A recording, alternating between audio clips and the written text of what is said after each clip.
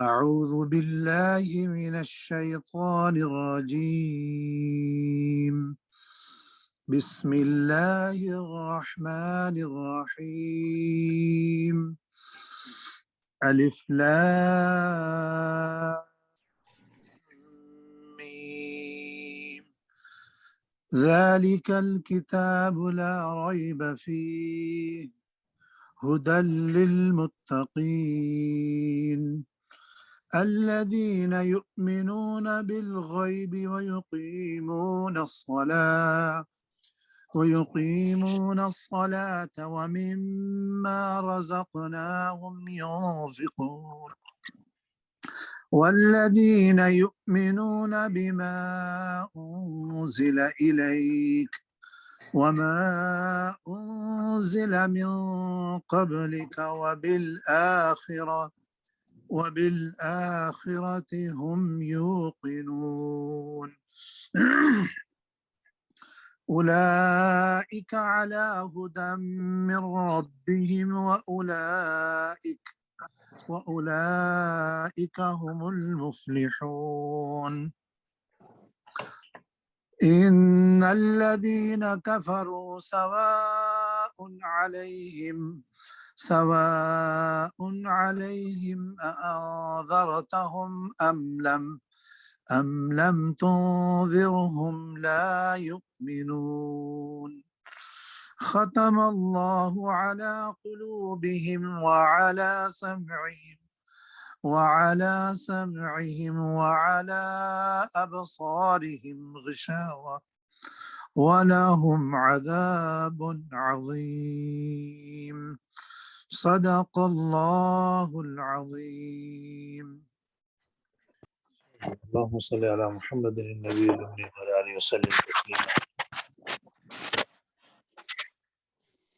تیری یاد ہم سفر ہے، تیری یاد دل ربا ہے، تیری یاد ہم سفر ہے، تیری یاد دل ربا ہے،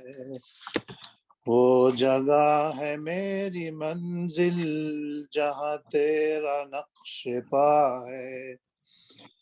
تیرے نور سے ہے روشن میری راہ دو جہاں میں،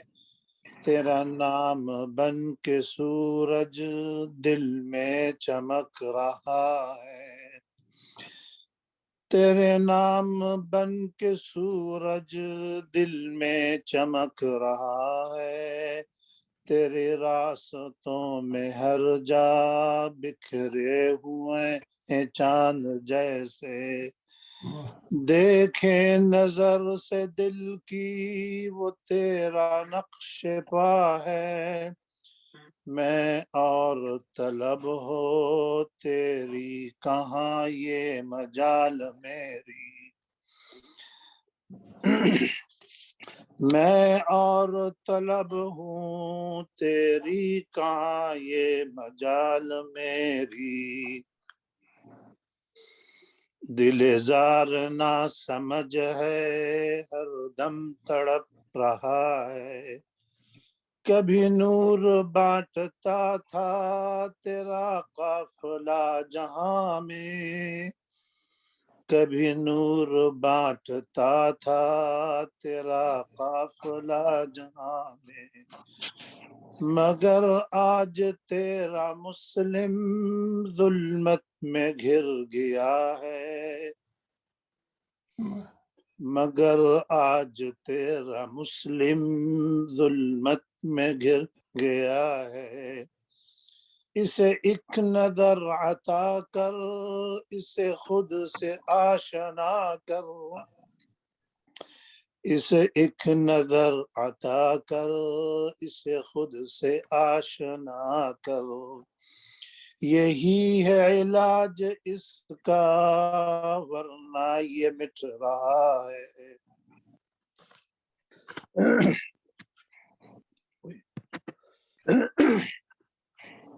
تو پیمبر ہے زماں ہے تیرا نور جاوداں ہے، اسے کر عطا خدا را یہی اس کا آسرا ہے دل زندہ پھر عطا کر اسے درد آشنا کر دل زندہ پھر عطا کر اسے درد آشنا کر ملے پھر سے قافلے میں جس سے بچھڑ گیا ہے تیرے نام پر فدا ہوں تیرا درد بانٹتا ہوں تیرے نام پر فدا ہوں تیرا درد بانٹتا ہوں فاصلوں کو تکلف ہے ہم سے اگر ہم بھی بے بس نہیں بے سہارا نہیں فاصلوں کو تکلف ہے ہم سے اگر ہم بھی بے بس نہیں بے سہارا نہیں خود انہی کو پکاریں گے ہم دور سے راستے میں اگر پاؤں تھک جائیں گے جیسے ہی سبز گنبد نظر آئے گا بندگی کا کرینہ بدل جائے گا جیسے ہی سبز گنبد نظر آئے گا بندگی کا کرینہ بدل جائے گا سر جھکانے کی فرصت ملے گی کسے خود ہی آنکھوں سے سجدے ٹپک جائیں گے ہم مدینے میں تنہا نکل جائیں گے اور گلیوں میں قصدن بھٹک جائیں گے ہم مدینے میں تنہا نکل جائیں گے اور گلیوں میں قصدن بھٹک جائیں گے ہم وہاں جا کے واپس نہیں آئیں گے ڈھونڈتے ڈھونڈتے لوگ تھک جائیں گے نام ان کا جہاں بھی لیا جائے گا ذکر ان کا جہاں بھی کیا جائے گا نام ان کا جہاں بھی لیا جائے گا ذکر ان کا جہاں بھی کیا جائے گا نور ہی نور سینوں میں بھر جائے گا ساری محفل میں جلوے لپک جائیں گے اے مدینے کے زائر خدا کے لیے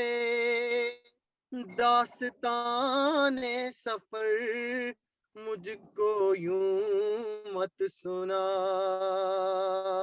اے مدینے کے زائر خدا کے لیے داستان سفر مجھ کو یوں مت سنا، دل تڑپ جائے گا، بات بڑھ جائے گی، میرے محتاط آنسو چھلک جائیں گے، ان کی چشم کرم کو ہے اس کی خبر، کس مسافر کو ہے کتنا شوق کے سفر، ان کی چشم کرم کو ہے اس کی خبر، کس مسافر کو ہے کتنا شوق سفر، ہم کو اقبال جب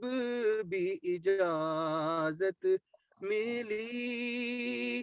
ہم بھی آقا کے دربار تک جائیں گے، فاصلوں کو تکلف ہے ہم سے اگر، ہم بھی بے بس نہیں، بے سہارا نہیں۔ الحمد لله رب العالمين والعاقبة للمتقين والصلاة والسلام على خير خلق الله أجمعين وعلى آله وصحبه أجمعين.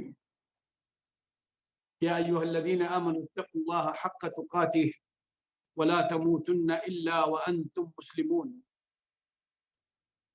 میرے بھائیوں بزرگوں اور میری ماں اور بہنوں اور میری بیٹیوں، آج کا موضوع جو ہے، اللہ رب العزت ہمارے رانا صاحب کو بہت جزائے خیر عطا فرمائے، یہ اتنا اہم موضوع ہے، اس کے بارے میں قرآن شریف میں جو آیا ہے ذرا اس کا ترجمہ سن لیں پہلے۔ اللہ رب العزت فرماتے ہیں نبی کریم صلی اللہ علیہ وسلم کو، قل ان الخاسرین الذین خسروا انفسهم واہلیہم یوم القیامہ الا ذلک هو الخسران المبین، کہ اے میرے پیارے نبی، آپ ان لوگوں سے کہہ دیں گے کہ سب سے بڑا خسارہ وہ ہے جس میں انسان اپنی نفس کو خسارت ہو جائے، اپنا نفس ضائع ہو جائے اور اپنی آل اولاد قیامت کے دن ضائع ہو جائے، تو یہ سب سے بڑا خسارہ ہے۔ تو ہماری اور آپ کی سب کی تمنا یہی ہوتی ہے کہ میری اولاد، چاہے وہ لڑکے ہوں چاہے وہ لڑکیاں ہوں، اس دنیا میں آرام سے رہیں، سعادت سے رہیں، خوشیوں کے ساتھ رہیں، انہیں کوئی تکلیف نہ ہو۔ جس طریقے سے ہم یہ تمنا کرتے ہیں کہ ہماری اولاد کو اس دنیا میں ایک چھوٹا سا کانٹا بھی نہ چبھے، ماں ساری رات جاگتی رہے گی کہ بچے کو بخار ہے، اس کا بخار بڑھ نہ جائے، اس وجہ سے ساری رات جاگے گی۔ باپ سارا دن دھوپ میں کام کرے گا کہ بچوں کو اپنے وقت پر کھانا ملنا چاہیے، ان کو اپنے وقت پر آرام ملنا چاہیے، ان کی اپنی تعلیم ہونی چاہیے، ان کو کوئی تکلیف نہ پہنچے۔ تو جس طریقے سے ماں باپ اور ہم اپنے بچوں کی اس چیز کی ہم خیال کرتے ہیں کہ ہماری دنیا میں، ان کی دنیا میں ان کو کوئی تکلیف نہ ہو، ان کو پوری سعادت مل جائے، اسی طریقے سے ہمارے دلوں میں یہ بھی آنا چاہیے کہ میری اولاد کی آخرت بھی صحیح ہو جائے۔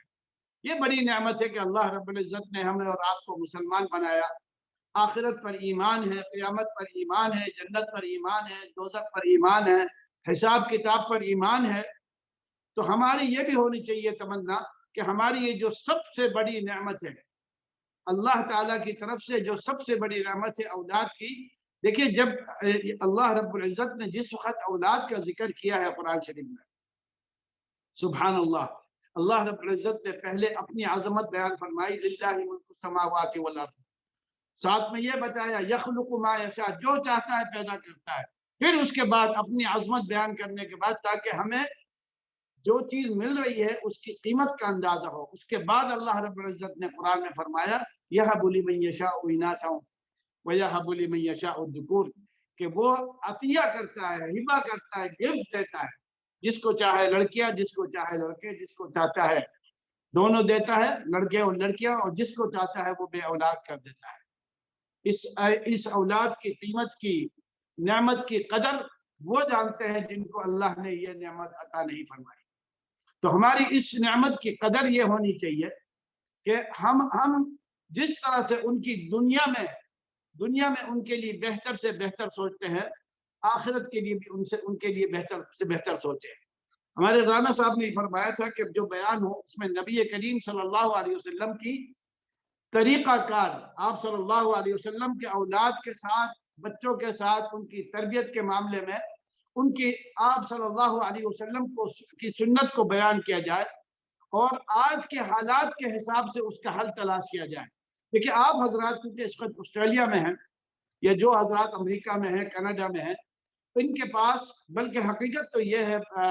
آج کل تو وہ زمانہ آ گیا ہے کہ اب یہ ساری مسافتیں ختم ہو چکی ہیں، یہ فاصلے ختم ہو چکے ہیں۔ جو آسٹریلیا میں ہے جو بچہ یا دیوبند میں ہے یا مدینہ منورہ میں ہے یا مکہ مکرمہ میں ہے یا کہیں اور ہے،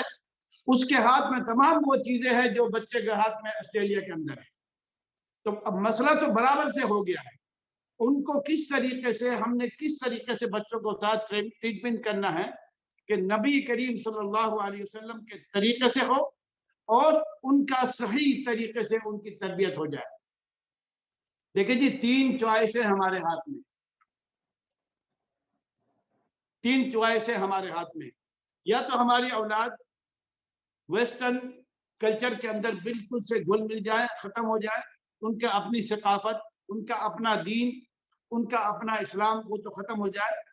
اس میں اگر ایسا ہوا، اللہ نہ کرے، چاہے وہ وہاں آسٹریلیا میں ہے، چاہے امریکہ میں ہے، چاہے کہیں بھی ہے، کسی شہر میں بھی ہے، اگر اللہ نہ کرے ایسا ہو گیا تو ان کی آخرت ختم ہو گئی، دنیا بھی ختم ہو سکتی ہے، بلکہ جو حالات پیدا ہو سکتے ہیں وہ آپ حضرات بہت اچھی طریقے سے جانتے ہیں۔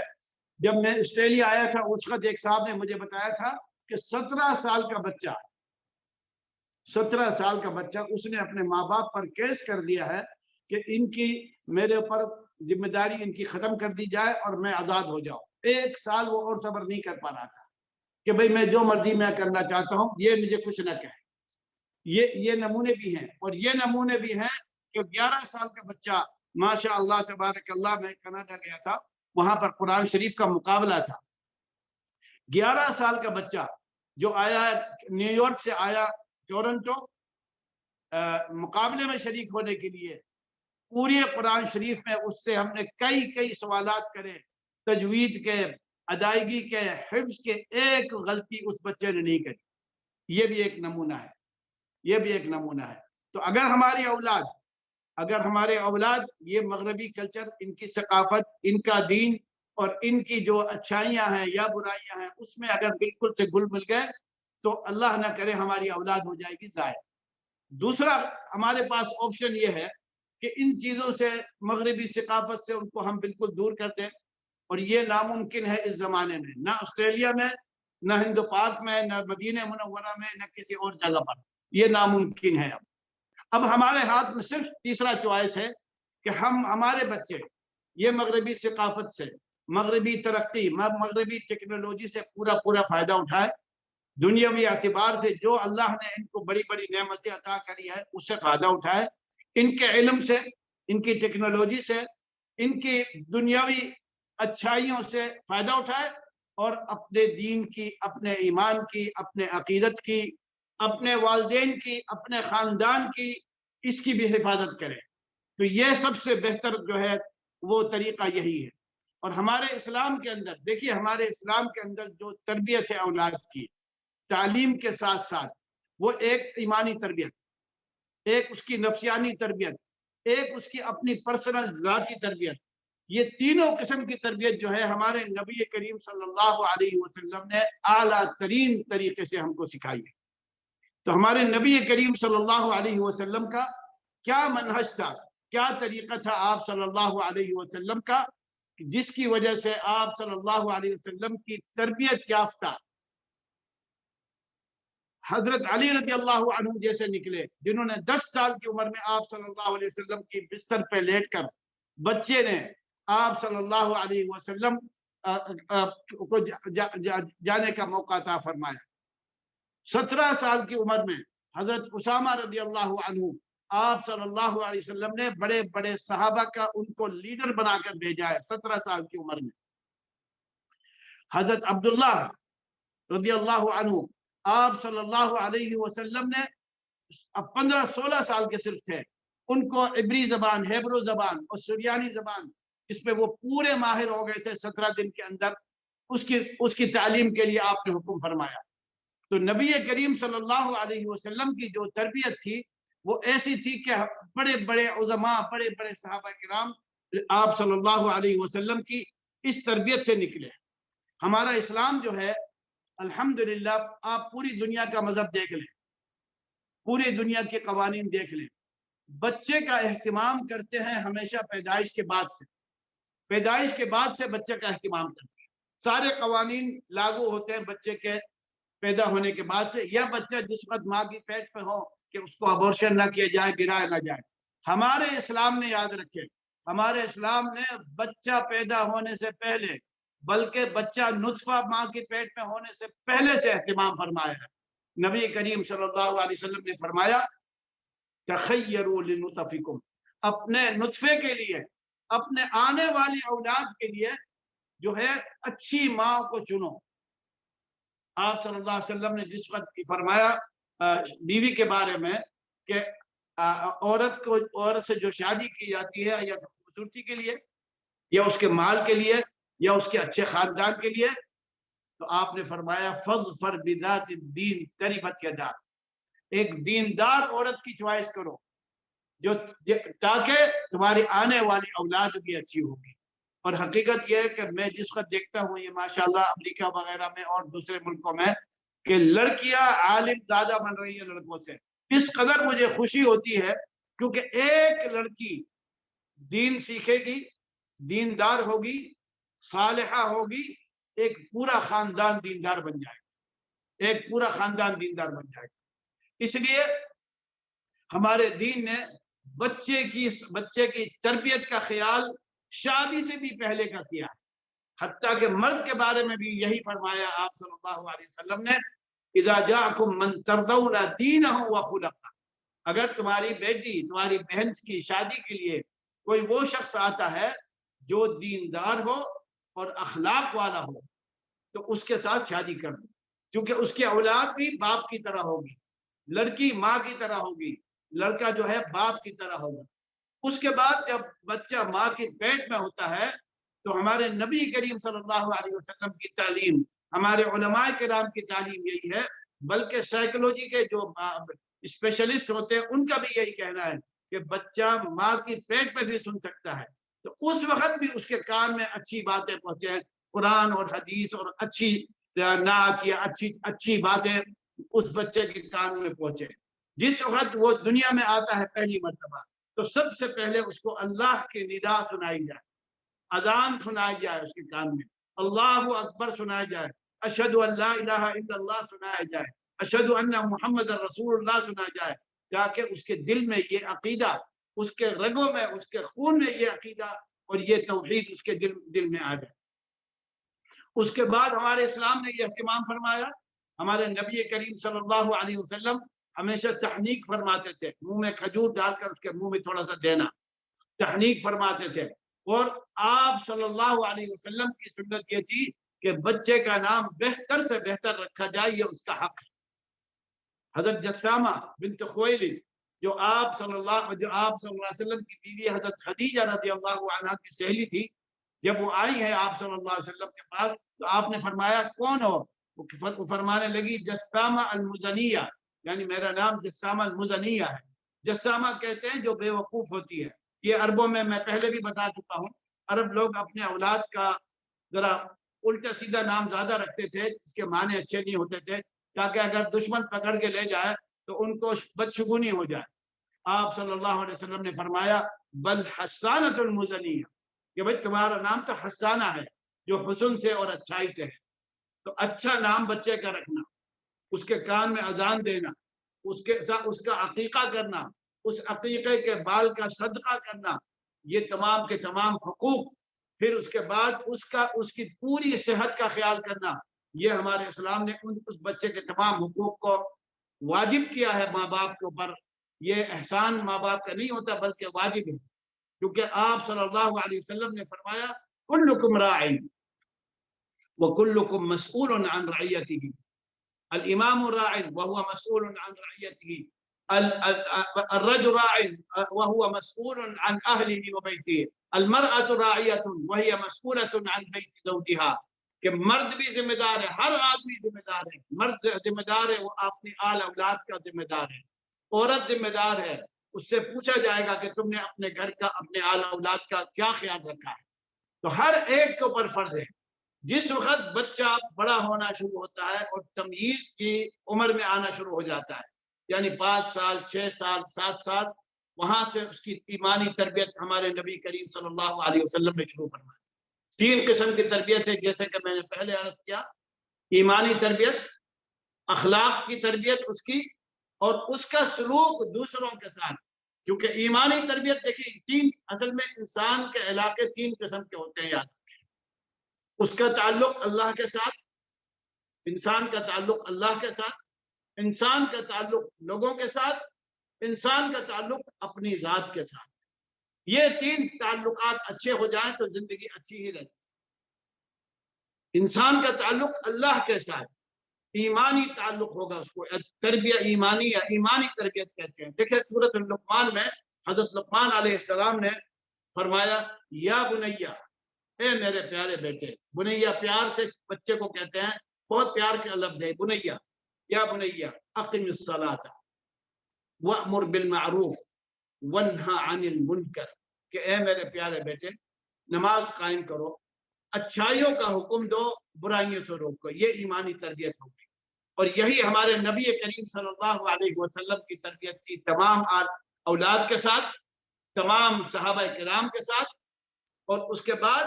دوسری تربیت سلوک، اچھا اخلاق دوسروں کے ساتھ۔ اب اس آیت کے بعد آپ دوسری آیت سنیں، یا بنی اقم الصلاۃ وامر بالمعروف وانہا عن المنکر واصبر على ما اصابك ان ذلك من عزم الامور ولا تصعر خدك للناس ولا تمشي في الارض مرحا ان الله لا يحب كل مختال فخور، کہ دوسروں کے لیے اپنے چہرے کو سرخ کر کے ان کو تکبر کے ساتھ مت دیکھنا، ولا تمشي في الارض مرحا، زمین پر چلتے وقت تکبر والی چال کے ساتھ مت چلنا، بلکہ اگلی آیت میں ہے وَاغْضُضْ فِي مَشْيِكَ وَاغْضُضْ مِنْ صَوْتِكَ، کہ نرمی کے ساتھ چلو، اکڑ کے مت چلو، ایسا مت چلو جس سے کہ تمہارا یہ نہ سمجھ میں آئے کہ تم تکبر کے ساتھ اور دوسروں کے ساتھ یعنی کم دیکھنے والی نظر سے چل رہے ہو۔ وَاغْضُضْ فِي مَشْيِكَ وَاغْضُضْ مِنْ صَوْتِكَ، اپنے آواز بھی کم رکھیں۔ یہ ہمارے نبی کریم صلی اللہ علیہ وسلم کا طریقہ کار بھی یہی تھا، کیونکہ نبی کریم صلی اللہ علیہ وسلم کے اخلاق قرآن تھے، جو قرآن ہے وہ نبی کریم صلی اللہ علیہ وسلم کے اخلاق تھے، جو آپ صلی اللہ علیہ وسلم کے اخلاق تھے وہی قرآن میں تھے۔ وَاغْضُضْ مِنْ صَوْتِكَ إِنَّ أَنْكَرَ الْأَصْوَاتِ لَصَوْتُ الْحَمِيرِ، کہ سب سے بری آواز جو ہے وہ چیخنے چلانے والی جیسے گدھوں کی ہوتی ہے۔ تو ہمارے نبی کریم صلی اللہ علیہ وسلم کی تربیت ایمانی تربیت، ہمارے نبی کریم صلی اللہ علیہ وسلم نے تربیت اس طریقے سے سکھائی ہے کہ آپ صلی اللہ علیہ وسلم نے حضرت عبداللہ ابن عباس چھوٹی عمر کے تھے، آپ صلی اللہ علیہ وسلم نے اس کو فرمایا کہ یا غلام الا اعلمک کلمات احفظ اللہ یحفظک، کہ دیکھو اللہ کی حفاظت کرو اللہ تمہاری حفاظت کرے گا۔ بچے کو سکھا رہے ہیں احفظ اللہ تجدہ تجاہک، اللہ کی حفاظت کرو، اللہ کے احکام کی حفاظت کرو، ہمیشہ تمہارے سامنے ہوگا اللہ۔ اذا استعنت فاستعن باللہ، اذا سألت فاسأل اللہ، واذا استعنت فاستعن باللہ۔ یہ اپنے اندر ول پاور پیدا کر رہے ہیں بچے کے اندر نبی کریم صلی اللہ علیہ وسلم، کہ دیکھو کسی سے کچھ مت مانگو، اگر مانگنا ہے اللہ سے مانگو، مدد مانگنی ہے اللہ سے مانگو۔ وَعْلَمْ، اور یاد رکھو، دیکھیں انسان بچے کے اندر ول پاور پیدا کرنا، اس کو صحیح راستہ دکھانا، اس کے اپنے ایمان کی وجہ سے اور اس کے اپنی ذاتی تربیت کی وجہ سے۔ ان الامت لو اجتمعت على ان يضروك بشيء لن يضروك الا بشيء قد كتبه الله عليك ولو اجتمعوا على ان ينفعوك بشيء لم ينفعوك الا بشيء قد كتبه الله لك جفت الاقلام وطویت الصحف. اتنا ول پاور پیدا کر رہے ہیں آپ صلی اللہ علیہ وسلم حضرت عبداللہ ابن عباس رضی اللہ عنہما میں کہ دیکھو اگر ساری امت جمع ہو جائے گی کہ تمہیں کوئی فائدہ پہنچا دے تو یاد رکھنا کوئی تمہیں فائدہ نہیں پہنچا سکتے سوائے اس کے کہ جو اللہ نے تمہارے لیے لکھ دیا ہے. اس کا عقیدہ، اس کی توحید اور اس کے اندر ول پاور اتنا پیدا کر رہے ہیں کہ وہ دوسروں کے اوپر اعتماد کرنا چھوڑ دے. اگر ساری امت جمع ہو جاتی ہے کہ وہ تمہیں نقصان دیں تو یاد رکھو تمہیں کوئی نقصان نہیں دے سکتا سوائے اس کے جو اللہ نے تمہارے لیے لکھ دیا. جفت الاقلام وطویت الصحف کہ قلم سوکھ چکے ہیں، جو اللہ نے لکھ دیا وہ پورا ہو کے ہی رہے گا، اس میں کوئی تبدیلی نہیں آ سکتی. تو یہ ہمارے نبی کریم صلی اللہ علیہ وسلم کی تینوں قسم کی تربیت، ایمانی تربیت، اپنی ذاتی تربیت ول پاور والی، اور دوسروں کے ساتھ والی تربیت. وہ تو آپ سب حضرات کو معلوم ہی ہے کہ نبی کریم صلی اللہ علیہ وسلم نے فرمایا تھا بعثت لأتمم مکارم الاخلاق، میں تو بھیجا ہی اسی لیے گیا ہوں تاکہ اخلاق کو، اچھے اخلاق کو میں پورا کر کے دکھا دوں، میں تو بھیجا ہی اسی لیے گیا ہوں. تو یہ تینوں قسم کی تربیت تھی. اب اس تربیت میں آپ صلی اللہ علیہ وسلم کا طریقہ کار کیا تھا یہ دیکھیں. ہم بچپن میں تو سنتے آئے ہیں، ہند و پاک میں، آپ کے آسٹریلیا وغیرہ میں تو ایسا نہیں ہو سکتا کہ بچے کو مار مار کے کھال اور گوشت آپ کا، ہڈی ہماری، مرغا بنا دیا، مرغی بنا دی، کیا کیا بنا دیتے تھے. یہ سب سختیاں ہمارے نبی کریم صلی اللہ علیہ وسلم کی تربیت میں ہرگز نہیں تھی. آپ صلی اللہ علیہ وسلم کی تربیت رحمت للعالمین، محبت والی تربیت تھی. حضرت معاذ رضی اللہ عنہ بچے تھے، آپ صلی اللہ علیہ وسلم ان کو دعا سکھا رہے ہیں. اب دیکھیں کس طریقے سے سکھاتے ہیں. فرماتے ہیں یا معاذ واللہ انی احبک، واللہ انی احبک، واللہ انی احبک. 3 دفعہ آپ نے فرمایا کہ اے معاذ، واللہ، اللہ کی قسم میں تم سے بڑی محبت کرتا ہوں. تعلیم محبت کے طریقے سے آپ صلی اللہ علیہ وسلم نے سکھایا. اس کے بعد آپ نے سکھایا، آپ نے فرمایا لا تدعنا دبر كل صلاة ان تقول اللہم اعنی علی ذکرک و شکرک و حسن عبادتک. دیکھو بیٹا یاد رکھنا، بھولنا مت چھوڑنا، ہر نماز کے بعد یہ دعا ضرور پڑھنا، اللہم اعنی او رب اعنی علی ذکرک و شکرک و حسن عبادتک. یا اللہ تو میری مدد فرما کہ میں تیرا ذکر کروں، تیرا شکر ادا کروں، وہ حسن عبادتک، تیری عبادت اچھے طریقے سے کروں. یہ ہمارے نبی کریم صلی اللہ علیہ وسلم کا طریقہ کار تھا.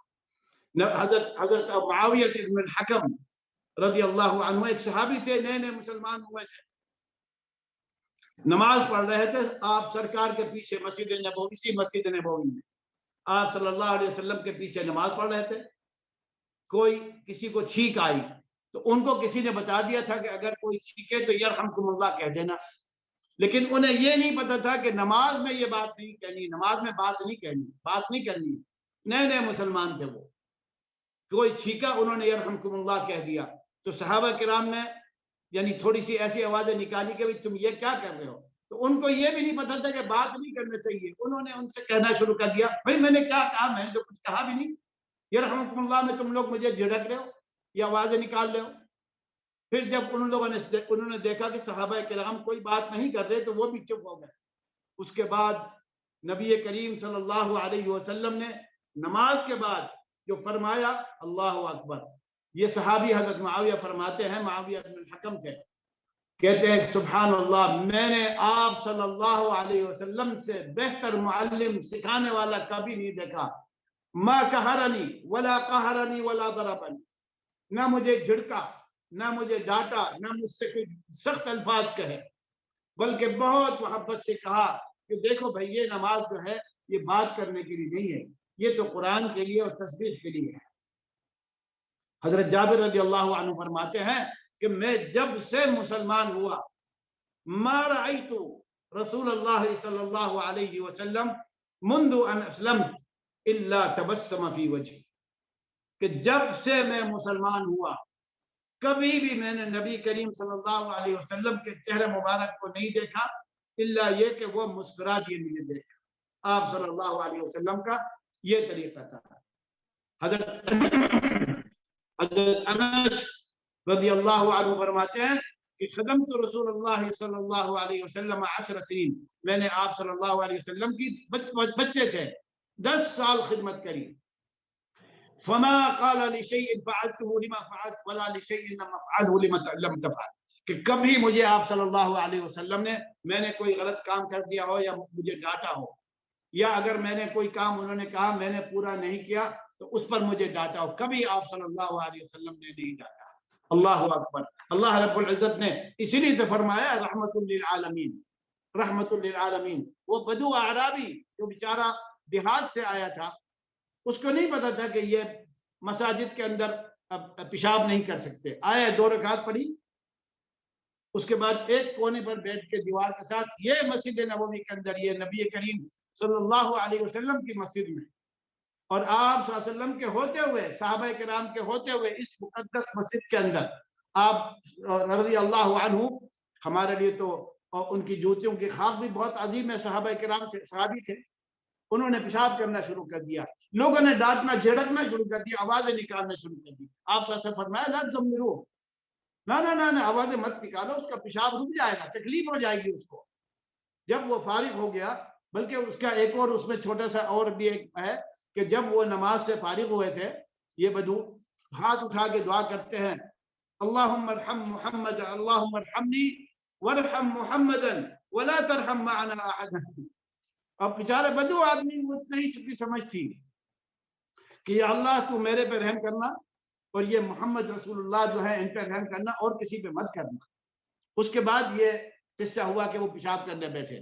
تو آپ صلی اللہ علیہ وسلم نے ان کو بلایا، ان کو کہا کہ بھائی دیکھو یہ جگہ اس کام کے لیے نہیں ہے، یہ تو نماز کے لیے جگہ ہے. بہت ہی پیار کے ساتھ اس کو سمجھایا. بلکہ آپ یہ دیکھیں کہ اگر کوئی کسی بزرگ سے، کسی عالم سے، کسی استاد سے، بلکہ باپ سے اگر آ کر کوئی برے کام کی اجازت لیتا ہے کہ مجھے بدترین ایک کام کرنا ہے، مجھے اجازت دے، تو ہم اپنے اولاد کو کس طریقے سے جواب دیں گے؟ نالائق، بیوقوف، یا کوئی سخت ڈانٹیں گے. ایک صحابی نوجوان آئے ہیں آپ صلی اللہ علیہ وسلم کے پاس اور آ کے کہتے ہیں یا رسول اللہ اذن لی فی الزنا، کہ یا رسول اللہ میرا دل چاہتا ہے زنا کرنے کو، آپ مجھے اجازت دے دیں. اب دیکھیں مسلمان اور صحابی اور کس سے اجازت مانگ رہے ہیں؟ سید الاولین والآخرین سے. اور کتنی بری چیز کی اجازت مانگ رہے ہیں؟ جو اللہ کے ساتھ شرک اور قتل اور ماں باپ کی نافرمانی کے بعد سب سے بدترین بڑا گناہوں میں سے گناہ ہے وہ زنا، اس کی اجازت مانگ رہے ہیں. آپ صلی اللہ علیہ وسلم نے بالکل ان کو نہیں ڈانٹا، نہ جھڑکا، نہ یہ کہا کیا تو بدتمیزی والی بات کر رہا ہے. یہ ہمارے یہاں تو بعض لوگ ذرا سا پینٹ نیچے ہوگی یا بغیر داڑھی والا مسجد میں گھس جائے گا تو اس کو جھڑک دیں گے، بلکہ اللہ معاف کرے ان کے عقیدہ کا نہیں ہوگا تو جھڑک دیں گے. لیکن ہمارے نبی کریم صلی اللہ علیہ وسلم کا یہ طریقہ کار ہرگز نہیں تھا. آپ نے فرمایا تم چاہتے ہو کہ تمہاری ماں کے ساتھ کوئی یہ فعل کرے؟ ان کا نہیں یا رسول اللہ. آپ نے فرمایا لوگ بھی نہیں چاہتے. تم چاہتے ہو کہ تمہاری بہن کے ساتھ کوئی یہ کام کرے، زنا کرے؟ ان کا نہیں یا رسول اللہ میں تو نہیں. تو آپ نے فرمایا لوگ بھی نہیں چاہتے. اسی طرح سے آپ صلی اللہ علیہ وسلم نے کئی محرموں کا اور رشتہ دار عورتوں کا ذکر فرمایا. صحابی نے فرمایا نہیں یا رسول اللہ میں تو نہیں چاہتا کیونکہ میری ماں کے ساتھ، بہن کے ساتھ، خالہ کے ساتھ کوئی یہ کام. آپ یہ فرماتے رہے لوگ بھی ایسے نہیں چلتے. اس کے بعد آپ صلی اللہ علیہ وسلم نے یہ معجزہ تھا، آپ صلی اللہ علیہ وسلم نے اس کے سینے پہ ہاتھ مارا اور فرمایا، دعا دی اس کو اللہم طہر قلبہ واغفر ذنبہ، کہ یا اللہ تو اس کے دل کو پاک کر دے اور اس کے گناہ کو معاف فرما دے. وہ صحابی فرماتے ہیں اس اخلاق کا اور اس تربیت کا اور اس تعلیم کا یہ نتیجہ تھا. وہ صحابی نوجوان فرماتے ہیں کہ اللہ کی قسم جتنا شدید مکروہ مجھے یہ کام اس کے بعد سے لگا، مجھے کبھی نہیں لگا. بچوں کے ساتھ آپ صلی اللہ علیہ وسلم کی تربیت کیسی تھی؟ آپ صلی اللہ علیہ وسلم کے پاس پلتے تھے حضرت عمر رضی اللہ عنہ. عمر ابن ابی سلمہ، ہمارے امیر المومنین عمر نہیں بلکہ آپ صلی اللہ علیہ وسلم کی جو امہات المومنین بیوی تھی ام سلمہ، ان کا بیٹا عمر ابن ابی سلمہ. یہ صحابی بچے تھے، چھوٹے بچے تھے. آپ صلی اللہ علیہ وسلم ان کو پال رہے تھے، کھانا کھا رہے تھے، اور ان کا ہاتھ جو تھا وہ ادھر ادھر، جیسے بچوں کی عادت ہوتی ہے، ادھر سے نوالا اٹھایا، ادھر سے اٹھایا، اس کے آگے سے اٹھایا، اس طریقے سے فرمایا ان کا ہاتھ جا رہا تھا۔ آپ صلی اللہ علیہ وسلم نے بڑے پیار سے کہا یا غلام۔ دیکھیں غلام وہ والا غلام نہیں جو ہم سمجھتے ہیں غلام کسی کا غلام ہونا، نہیں، غلام ہوتا ہے بچے کو پیار سے کہا جاتا ہے، یا بنیا، یا غلام، یہ بہت پیارے الفاظ ہیں۔ یا غلام سم اللہ وکل بیمینک وکل مما یلیک، کہ میرے پیارے، اور دیکھیں یہ پیارے پر مجھے یاد آیا ہمارے شیخ حضرت شیخ الحدیث مولانا زکریا رحمۃ اللہ علیہ، واللہ ان کی عجیب و غریب عادت تھی، کسی سے بات کرتے تھے یاد رکھے اسی طریقے سے، پیارے ایسا کرو، پیارے ایسا نہ کرو، پیارے ایسا کرو۔ نبی کریم صلی اللہ علیہ وسلم کی عادت مبارکہ ان کے اندر، سنت ان کے اندر اس چیز تھی، بات کرنے کا ان کا طریقہ یہی تھا، نہیں پیارے یہ مت کرو، پیارے یہ کر لو، اتنے پیار محبت سے بات کرتے تھے۔ اسی مدینہ طیبہ میں 6 سال ان کی میں نے خدمت کی، تو نبی کریم صلی اللہ علیہ وسلم نے بھی اسی طرح فرمایا یا غلام سم اللہ وکل بیمینک وکل مما یلیک، کہ اے پیارے اللہ کا نام لے کے کھانا شروع کرو، سیدھے ہاتھ سے کھاؤ اور اپنے آگے سے کھاؤ۔ تو وہ صحابی فرماتے ہیں حضرت عمر رضی اللہ عنہ، عمر ابن ابی سلمہ، کہ اس کے بعد سے میں نے کبھی غلطی نہیں کی، بچے تھے بالکل، کیونکہ پیارا طریقہ یہ تھا، یہ طریقہ تھا، اور یہ بھی ایک آپ صلی اللہ علیہ وسلم کا سب سے بہترین طریقہ تھا۔ اور یہ یاد رکھیں، میں ہمیشہ ماں باپ کو یہی کہتا ہوں کہ دیکھو بچے کو آرڈر دینا چھوڑ دو، جا یہ کر کے آ، جا وہ کر کے آ، جا یہ کر دے، تو نے یہ کیوں نہیں کیا نالائق، نہ بالکل نہیں، بلکہ اس کے ساتھ اگر یہ کر لو تو بہت اچھا۔ ہم سمجھتے ہیں کہ یہ تربیت انگریزوں کی ہے، یہ تو ہمارے نبی کریم صلی اللہ علیہ وسلم کی تربیت تھی، جس کو حضرت عبداللہ بن عباس کو آپ نے سکھایا تھا، یہی فرمایا تھا الا اعلمک، کیا میں تم کو نہیں سکھا دوں، یعنی کہ ادھر آ، پڑھ، سن، یاد کر، نہ بالکل نہیں۔ کتنا پیارا لفظ ہے، الا اعلمک کلمات، میں تمہیں اچھے الفاظ نہ سکھا دوں۔ اور اسی لیے دیکھیں یہ قرآن شریف کا بھی یہی سلوک تھا۔ اس وقت آپ اللہ رب العزت نے فرمایا، اس میں سورۃ الاسراء میں اقم الصلاۃ لدلوک الشمس الی غسق اللیل وقرآن الفجر ان قرآن الفجر کان مشہودا ومن اللیل، دیکھیے ومن اللیل فتہجد به نافلۃ لک عسى ان يبعثك ربك مقاما محمودا۔ اب دیکھو اللہ رب العزت ہمارے نبی کریم صلی اللہ علیہ وسلم سے کس طرح مخاطب، ومن اللیل فتہجد به نافلۃ لک، رات کے وقت تہجد پڑھا کرو جو تمہارے لیے ثواب کا ذریعہ بن جائے گا، نفل کا ذریعہ بنے گا۔ کیوں؟ عسى ان يبعثك ربك مقاما محمودا، تاکہ ہو سکتا ہے اللہ رب العزت تمہیں اس کے بدلے میں مقام محمود، جو سب سے اعلیٰ مقام ہے، جو سوائے نبی کریم صلی اللہ علیہ وسلم کے اور کسی کو نہیں ملے گا، کہ اللہ تعالیٰ تم کو وہ مقام عطا فرمائے۔ تو ہمیشہ اس طریقے سے کہ جو حکم دے، جو آرڈر دے اپنے بچے کو، اپنے شاگرد کو، کسی کو بھی آرڈر دے، اس کا فائدہ بتا کر دے کہ بھائی اس کا فائدہ یہ، اور اسی طریقے سے اگر کسی بری چیز سے روکے، تو یہ بھی ہمارے نبی کریم صلی اللہ علیہ وسلم کا طریقہ تھا کہ آپ صلی اللہ علیہ وسلم کسی برائی سے روکتے تھے، بلکہ ہمارا قرآن جب کسی برائی سے روکتا ہے اس کا نقصان بتاتا ہے۔ قرآن شریف میں آیا وَلَا تَقْرَبُوا الزِّنَا، کہ دیکھو زنا کے قریب نہیں جانا۔ اب یہ رب العزت حکم فرما رہے ہیں، اللہ رب العزت کہہ سکتے تھے بس زنا کے قریب مت جانا، یہ آرڈر ہے، نہ، اللہ رب العزت نے قرآن شریف میں فرمایا وَلَا تَقْرَبُوا الزِّنَا إِنَّهُ كَانَ فَاحِشَةً وَسَاءَ سَبِيلًا، کہ دیکھو یہ بہت ہی گندی چیز ہے، اور اس کا اینڈ، اس کا آخرت، اس کی عاقبت بہت خراب ہے، اس کا رزلٹ بہت خراب ہے۔ کوئی بھی آرڈر دیتے تھے آپ صلی اللہ علیہ وسلم، کوئی حکم فرماتے تھے، ہمارے قرآن کوئی حکم فرماتا ہے، ہمیشہ اچھائی کا، اگر آپ کسی بچے کو، کسی کو حکم دینا چاہتے ہیں کہ یہ کرے، اس کو بتائے کہ بھئی آپ یہ کام کرو گے تو کس لیے کرو گے۔ پچھلی دفعہ جب میں آسٹریلیا آیا تھا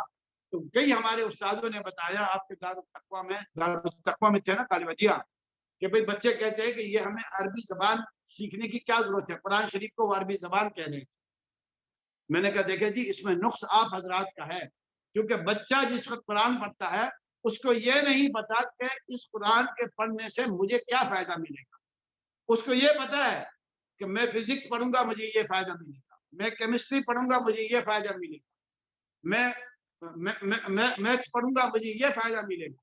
یہ آپ استادوں کی غلطی ہے کہ آپ نے بچے کو یہ نہیں بتایا کہ آپ یہ پڑھو گے, یہ دین سیکھو گے تو اس سے تمہیں فائدہ کیا ہوگا, دنیا میں کیا فائدہ ہوگا, آخرت میں کیا فائدہ ہوگا. دیکھیں ہمارے نبی کریم صلی اللہ علیہ وسلم نے جب حضرت عبداللہ بن عباس کو فرمایا کہ احفظ اللہ, کہ اللہ کی حفاظت کرو, اللہ کے احکام کی حفاظت کرو. بھائی کیوں؟ یحفظ کا, اللہ تمہاری حفاظت کرے گا, اس سے تمہیں فائدہ ہوگا. احفظ اللہ تجدہ تجاہک, اللہ کی حفاظت کرو, اللہ کے احکام کی حفاظت کرو, ہمیشہ تمہاری مدد کرے گا, تمہارے سامنے ہوں. جب بچے کو ہم یہ بتائیں گے کہ تم یہ اچھا کام کرو گے تو تمہارے ساتھ تمہیں یہ اچھائی ملے گی, یہ برا کام کرو گے تو تمہارے ساتھ یہ برا ہوگا. یہ ہمارے نبی کریم صلی اللہ علیہ وسلم کا یاد رکھے یہ طریقہ تھا. ہمارے نبی کریم صلی اللہ علیہ وسلم اس طریقے سے, اس محبت سے, اس رافت سے یہ فائدہ پہنچا کر اس میں آپ صلی اللہ علیہ وسلم تربیت فرمایا کرتے. یہ جو تربیت ہماری ہے, بلکہ یہ ایک حدیث ہے, میں اس کے چاہتا ہوں کہ ذرا وہ مجھے مل جائے تو میں ابھی ٹھیک ہے میں اس کے بعد میں پڑھ لوں گا, کوئی بات نہیں. اچھا, یہ اب اچھی تربیت اچھا سلوک بچے کو سکھانے کا, اس کا ہمیں فائدہ کیا ہے؟ ہم بھی تو سمجھیں کہ ہمیں اس سے فائدہ کیا ملے گا. اگر ہم بچے کے اچھی تربیت کریں گے, بچے کو اچھی تربیت دیں گے, ہمیں اس سے فائدہ ملے گا. دیکھیں یاد رکھیں, پوری دنیا میں ہر چیز دو پہ چلتی ہے, واجبات اور حقوق. میں مثلا آپ آسٹریلیا میں ہیں, آپ وہاں کے مواطن ہیں, وہاں کے باشندے ہیں, آپ کے لیے آپ کے حقوق بھی ہیں حکومت کے اوپر, اور آپ کے اوپر واجبات بھی ہیں, آپ کے اوپر فرائض بھی ہیں کہ آپ نے کرنا کیا. ہر ایک انسان کے اوپر ہر چیز کے حقوق بھی ہوتے ہیں, واجبات بھی ہوتے ہیں. اچھی تربیت, ایمانی تربیت, اخلاقی تربیت, ذاتی تربیت سیکھنے کا یاد رکھیں, یہ نتیجہ نکلے گا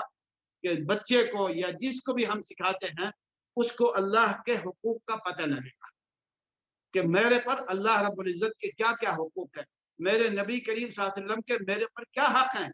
میرے اسلام, میرا مسلمان ہونے کا تقاضا کیا ہے,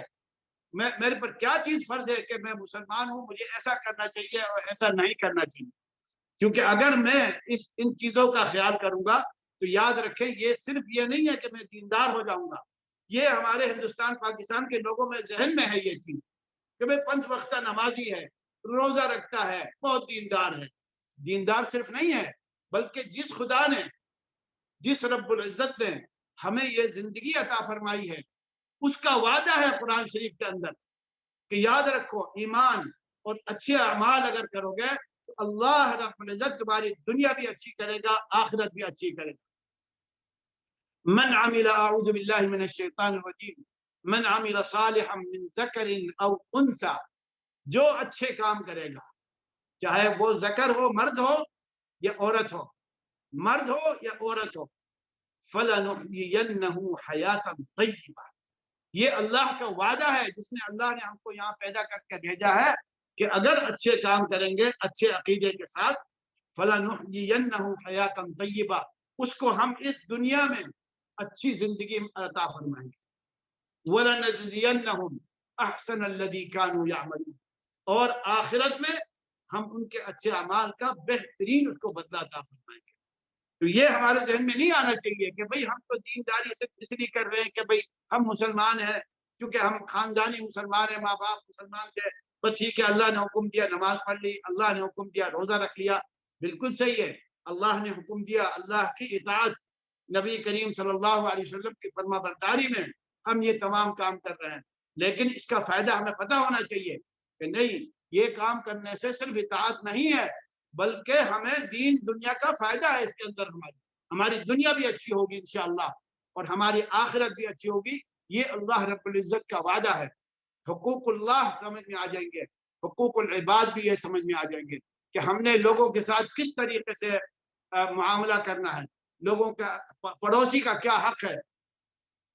رشتہ داروں کا کیا حق ہے, صلہ رحمی کس کو کہتے ہیں, ہمارے چاچا, ماموں, نانا, ہم ان کے اولاد کے ساتھ اوپر ان کا ہمارے پر کیا حق ہے, ہمارا ان کے اوپر کیا حق ہے، یہ تمام چیزیں ہمارے اندر آئیں گی۔ اور سب سے بڑی بات یاد رکھیں کہ اگر ہم نے اپنے اولاد کی دینی تربیت کری، اپنی اولاد کی ہم نے دینی اچھی تربیت کری، اسلامی تربیت کری، تو یاد رکھیں ہماری اولاد ہمارے ساتھ فرمانبردار رہے گی، اس کو پتہ لگے گا کہ ہمارے حقوق کیا ہیں۔ ورنہ تو میں نے یہ لفظ بہت سنا ہے کہ کیا ہوا ہمارے ماں باپ نے ہم کو پالا، ان کے ماں باپ نے بھی تو پالا تھا، کیا ہوا اگر انہوں نے ہمارے پر خرچ کیا، ان کے ماں باپ نے تو ان کے پر خرچ کیا تھا، کیا ہوا انہوں نے اگر ہمیں پڑھا لکھا کے بڑا کر دیا، یہ تو ان کا فرض تھا، بالکل فرض تھا، لیکن تمہارا کیا فرض ہے؟ جب ان کو یہ پتہ لگے گا کہ اللہ رب العزت فرما رہے ہیں قرآن شریف کے اندر وَقَضَىٰ رَبُّكَ أَلَّا تَعْبُدُوا إِلَّا إِيَّاهُ وَبِالْوَالِدَيْنِ إِحْسَانًا، کہ اللہ نے یہ فیصلہ کر دیا ہے کہ اللہ کے سوا کسی کا شرک مت، کسی کو شریک مت کرو، اور والدین کے ساتھ احسان کرو۔ اللہ رب العزت نے والدین کے حقوق کو اپنے حقوق کے ساتھ منسلک کر دیا۔ جس وقت ہم اپنی اولاد کی اچھی تربیت کریں گے، ان کو دین سکھائیں گے، ان کو قال اللہ و قال الرسول سکھائیں گے کہ اللہ نے کیا فرمایا ہے، خالق نے ہمیں کیا حکم دیا ہے، ہمارے پیارے نبی کریم صلی اللہ علیہ وسلم نے ہم کو کیا حکم دیا ہے، ان کو یہ پتہ لگے گا کہ اللہ نے اپنے حقوق کے ساتھ ہمارے والدین کے بھی حقوق کو کہا ہے۔ یاد رکھیں یہ، واللہ العظیم، اللہ جانتا ہے، اللہ کی قسم، میں ایسے اپنے دوست کو جانتا ہوں، جاننے والے کو جانتا ہوں، ایک یعنی مشرقی ملک کے اندر، کہ اس کا ارادہ ہوا، اس نے کچھ ایسا کام کیا جو اولاد کو پسند نہیں آیا، 3 بیٹے اس کے، 2 بیٹوں نے اپنے باپ کے قتل کا منصوبہ بنایا ہے، کیونکہ بچوں کو دین نہیں سکھایا تھا۔ ان کے ذہن میں بس یہی ہے کہ باپ نے یہ کام کیوں کیا، اس کو نہیں کرنا چاہیے تھا، اپنے باپ کے قتل کا منصوبہ بنایا ہے۔ تو یہ اگر دینی تربیت نہیں ہوگی، اگر ان کو یہ نہیں پتا ہوگا کہ ہمارے رب نے، ہمارے خالق نے، ہمارے مالک نے ہمارے والدین کا کیا یعنی حق بتایا ہے، تو یاد رکھے پھر ایسے ہی ہوگا، پھر یہی ہوگا کہ اولاد چھوڑ کے چلی گئی، یا ماں باپ کو دارالعجزہ میں، جو بوڑھوں کا جو مکان ہوتا ہے، پتہ نہیں اس کو آپ لوگ کیا کہتے ہیں، ہمارے یہاں اس کو دارالعجزہ کہتے ہیں، کہ بوڑھوں کے مکان، وہاں پہ ڈال دیا جائے گا اور پوچھے گے بھی نہیں۔ اگر دینداری ہوگی، وہی بچہ اگر دیندار ہوگا، اس نے قال اللہ و قال رسول پڑھا ہوگا، اللہ اور رسول کے احکام سیکھے ہوں گے، تو وہ کہے گا یہ ماں باپ میرے لیے بابرکت ہے، یہ بات جو اب سمجھ میں بھی اس کے نہیں آ رہا، یہ بابرکت ہے۔ ایک ڈاکٹر نے مجھے بتایا کہ ایک آدمی اپنی ماں کو لے کر آیا، ماں ایک تو نیم پاگل اور بالکل بری حالت میں تھی، وہ اس کو گالیاں بک رہی، تو مجھے ادھر کیوں لایا، تو مجھے مکے کیوں نہیں لے آتا ہے، تو مجھے ادھر کیوں نہیں، اور بیمار۔ تو ڈاکٹر نے اس سے پوچھا کہ یہ تمہاری ماں تمہیں پہچانتی بھی ہے کہ نہیں، کیونکہ کبھی کچھ کہہ رہی تھی، کبھی کچھ کہہ رہی تھی، کہنے لگا مجھے اس سے کوئی مطلب نہیں کہ یہ مجھے پہچانتی ہے یا نہیں، مگر میں اسے پہچانتا ہوں کہ یہ میری ماں ہے، میرا خدا جانتا ہے یہ میری ماں ہے، میرا خدا جانتا ہے کہ یہ میری ماں ہے، میں جانتا ہوں یہ میری ماں ہے، یہ مجھے جانتی ہے میں اس کا بیٹا ہوں یا نہیں، مجھے اس سے کوئی مطلب۔ تو جب ہم دین کی باتیں اپنی اولاد کے اندر دینداری پیدا کریں گے، تو یہ اس کا نتیجہ انشاءاللہ نکلے گا۔ میں مختصر یہ چیز عرض کرنا چاہ رہا ہوں کہ آپ مغربی ممالک میں رہتے ہوئے اپنے بچوں کی دین کی حفاظت کس طریقے سے کریں۔ دیکھیں 2 کام ضروری ہیں، دو چیزیں بہت ضروری ہیں، ایک ان کی گھر کے اندر حفاظت اور ایک ان کی گھر سے باہر حفاظت۔ گھر کے اندر تو یہ حفاظت ہونی چاہیے کہ ہم اپنی اولاد کے ساتھ، یاد رکھیں، ہمیشہ ایک وقت ضرور مقرر کریں دن میں 5 منٹ 10 منٹ آدھا گھنٹہ کہ ان کے ساتھ بیٹھ کے پیار و محبت سے باتیں کریں، بلکہ اس کا اہتمام کر لیں کہ اپنے نبی کریم صلی اللہ علیہ وسلم کی سیرت سنا دیں، ان کو ایک حدیث سنا دیں، ایک اچھا واقعہ سنا دیں، ان کو پتہ ہونا چاہیے کہ ہمارے ماں باپ کا جو یہ گھر ہے یہ اسلامی گھر ہے، ماحول گھر کا ہونا یہ چاہیے، گھر کے اندر جو باتیں ہوں وہ سچی ہونی چاہیے۔ اگر باپ گھر میں بیٹھا ہوا ہے اور نماز نہیں پڑھ رہا ہے تو سوال ہی پیدا نہیں ہوتا اس کی اولاد پڑھے گی۔ اگر ماں جو ہے وہ دیندار نہیں ہے تو کبھی بھی اس کی بیٹی دیندار نہیں ہو سکتی۔ اگر گھر میں کوئی آتا ہے دروازہ کھٹکھٹا رہا ہے اور باپ گھر میں بیٹھا ہے اور بچے سے کہتا ہے جا کہہ دو بابا نہیں ہے، وہ بچہ کبھی بھی سچ نہیں بولے گا جس نے اپنے باپ کو جھوٹ بولتا دیکھ لیا۔ تو پہلی بات تو یہ ہے کہ ہم اپنے گھر کا ماحول اپنے آپ کو دیندار بنائیں، اللہ رسول کے احکام کے مطابق اپنے کو بنائیں گے تو یاد رکھنا ہمارے بچے بھی ایسے ہی بنیں گے۔ دوسری بات یہ ہے کہ اپنی اولاد کی باہر حفاظت کریں، یہ بہت زیادہ ضروری ہے۔ دیکھیں ایک چیز میں آپ کو خاص بتا دوں کہ بچوں کے ساتھ اچھائی کرنا، ان کو اچھی چیزیں سکھانا، اچھا کھلانا، اچھا پلانا، اچھا پڑھانا، اس سب سے زیادہ اہم جو ہے ان کو برائی سے روکنا ہے، بری چیز کھانے سے روکنا ہے، بری چیز پینے سے روکنا ہے، بری صحبت سے ان کو بچانا ہے۔ حضرت حذیفہ ابن الیمان بہت بڑے صحابی تھے، یہ وہ صحابی تھے جن کے پاس نبی کریم صلی اللہ علیہ وسلم کے راز رہتے تھے۔ وہ فرماتے تھے کان الناس یسألون رسول اللہ صلی اللہ علیہ وسلم عن الخیر وکنت اسألہ عن الشر مخافۃ ان یدرکنی، کہ لوگ، آپ ختم کرتا ہوں رانا صاحب، یہ آخری بات ہے کہ لوگ آپ صلی اللہ علیہ وسلم سے اچھی باتیں پوچھتے تھے کہ بھئی اللہ کو اچھے کام کون پسند ہے، ہمیں وہ کام بتا دیں جس سے میں جنت میں چلے جاؤں، اور میں آپ صلی اللہ علیہ وسلم سے بری باتیں پوچھتا تھا تاکہ ایسا نہ ہو کہ میں بری باتوں میں گر جاؤں۔ تو اپنی اولاد کو برائیوں سے بچانا، ان کی بری دوستوں سے بچانا، ان کو نائٹ کلبوں سے بچانا، ان کو غلط کھانا پینے سے بچانا، بری صحبت سے بچانا، برے خیالات سے، برے افکار سے، بری تعلیم سے بچانا، یہ زیادہ اہم ہے بجائے اچھی تعلیم دینے کے۔ اگر انشاءاللہ العزیز ہم نے اپنے اولاد کو اچھی تعلیم دی تو ضرور اللہ رب العزت ان کو ہمارا فرما بردار بنائیں گے، اور ان کی آخرت بھی اچھی ہوگی، بلکہ دنیا بھی خوب اچھی ہوگی، کیونکہ دنیا اور آخرت دینے والا صرف اللہ رب العزت ہے، اللہ ہی اس کا مالک ہے۔ اللہ رب العزت ہمیں اور آپ کو اور ہماری اولاد کو سعادت مند زندگی عطا فرمائے۔ میں مدینہ منورہ سے دعا کرتا ہوں کہ یا اللہ تو ہمارے گناہوں کو معاف فرما، اور یا اللہ تو ہمیں بھی سعادت عطا فرما، دنیا کی بھی آخرت کی بھی، اور ہماری اولاد کو بھی یہ سعادت عطا فرما، ان کی دین کی بھی حفاظت فرما۔ انشاءاللہ العزیز آپ سب کے لیے، آپ لوگوں کی نیت سے انشاءاللہ العزیز وعدہ کرتا ہوں کہ اس مسجد نبوی کے اندر آپ سب کے لیے دعا گو رہوں گا انشاءاللہ۔ وصلی اللہ وسلم علی نبینا محمد وعلی آلہ وصحبہ اجمعین۔